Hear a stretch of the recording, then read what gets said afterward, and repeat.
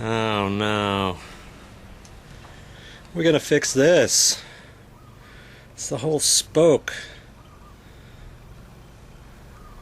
Got any ideas how we're gonna fix that? And we gotta cut 45-degree angles on the end of the post. Where are we gonna find something like this? Went to my hardware store. Look what I found. It's a spoke. It's the very same size as these other ones, nicely rounded off, coming 4-foot lengths, and I need a little less than 4 feet. And that's going to fit right up in there, like that. Thing I got to do is I've got to cut some angles on here. And I'm going to do this in such a way where you can do this too. You don't need a skill saw for this. I'm going to show you a different way to cut these.